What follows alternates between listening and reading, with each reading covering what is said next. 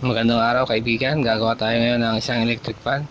Kung sakaling ganito ang mangyari sa iyong electric fan, bigla siyang nawala ng power, pwede mong sundan ang video na ito at baka makatulong. So gagawin natin ito sa madaling paraan o yung tinatawag na bypass technique.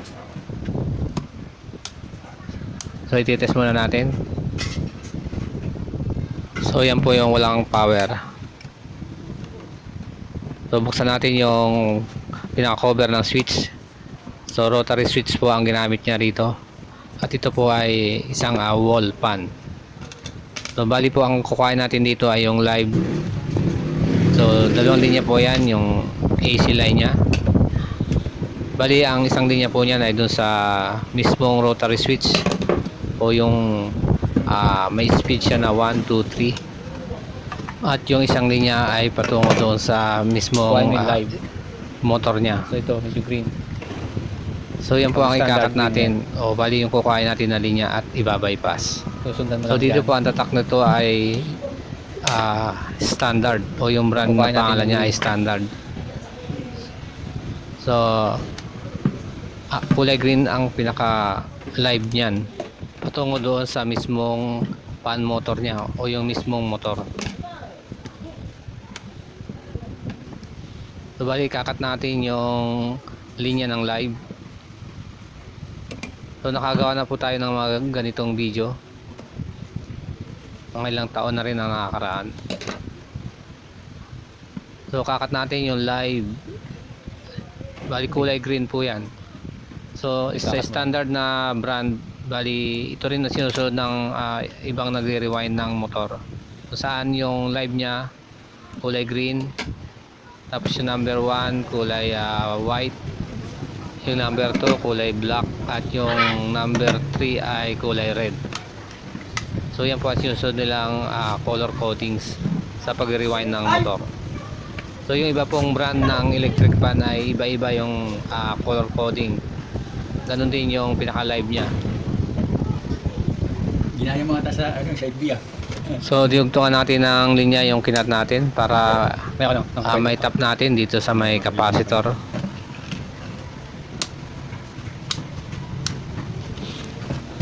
So ayan po, bali try nating itap. Bali tinanggal natin yung pinaka-insulator ng capacitor. So ayan po, bali tatap natin sa isang linya ng capacitor. So kung saan siya iikot na clockwise, doon po natin siya ipipix. So dito po kulay black na linya ng capacitor yung umikot. So doon natin siya ipipix. So yan, plug muna natin. So lagyan natin ng electrical tape yung ating dinugtungan o yung kinat natin na linya. So ibalik na rin natin yung insulator dito sa may capacitor at isama natin yung pinaka live. So yan po yung ating binypass.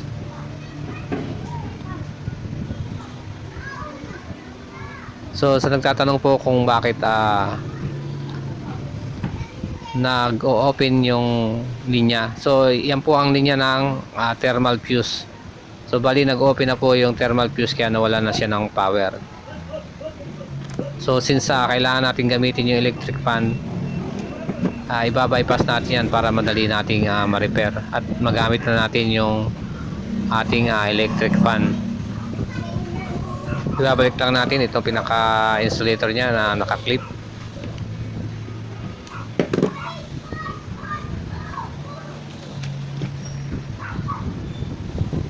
So ayan po, bali natin yung linya. Bali i-test natin ng isang beses. So okay na po, umiikot na po siya ng clockwise.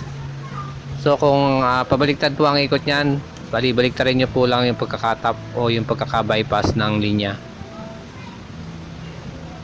So kailangan po ay clockwise or pakanan yung ikot ng pinaka shafting.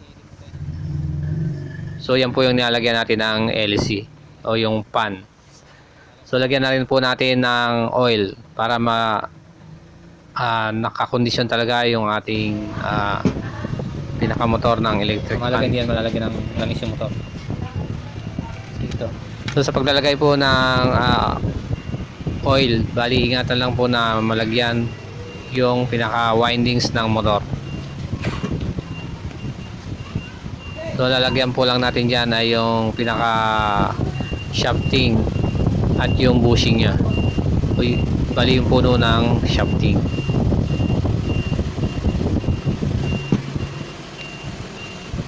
So kung malagyan ng oil yung pinaka windings ng motor, pwedeng masunog o masira yung pinaka motor nya. So, balik na natin yung takip. At okay na ang ating electric fan. So gagawin mo lang ito pag kailangan ng gamitin. Hindi pag hindi gagamit, nasisira din.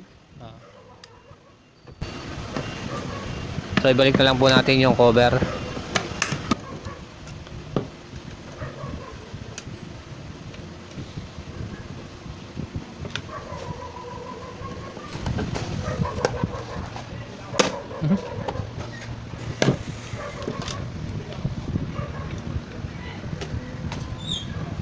Buti na kaya mga tumili nito.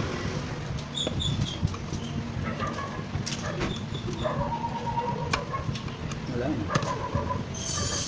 Pero may ganito. So lagyan natin ng cable tie, yung pinaka linya natin na Ano ata, ilan? binaypass. So, para malinis siyang tingnan at hindi sumabit.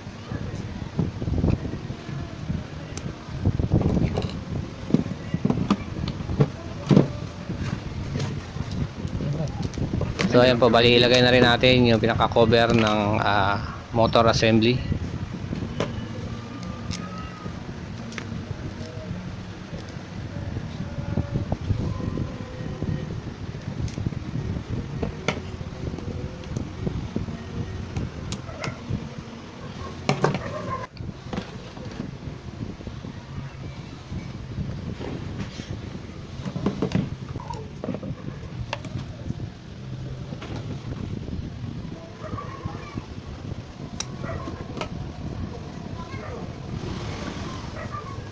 So naibalik na natin yung pinaka cover nya, ilagay na rin natin yung oscillation knob.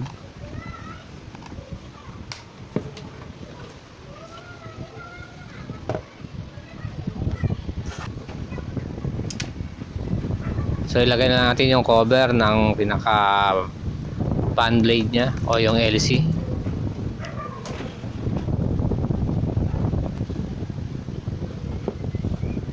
At syempre yung pinaka LC nya o yung fan blade, lagyan na rin natin ng lock. Yung patanggal na yun. Yung plastic. Pababa nga ng At plastic. isunod natin yung pinaka cover din nya o yung pinaka screen.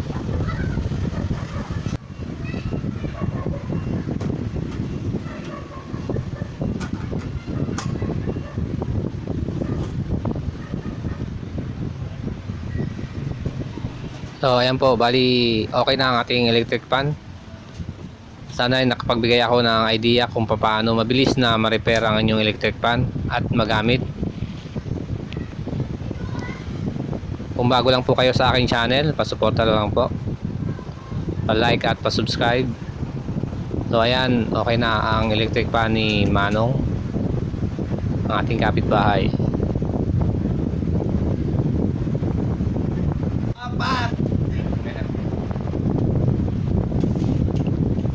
So ayan, okay na. Katabi ko si Manong.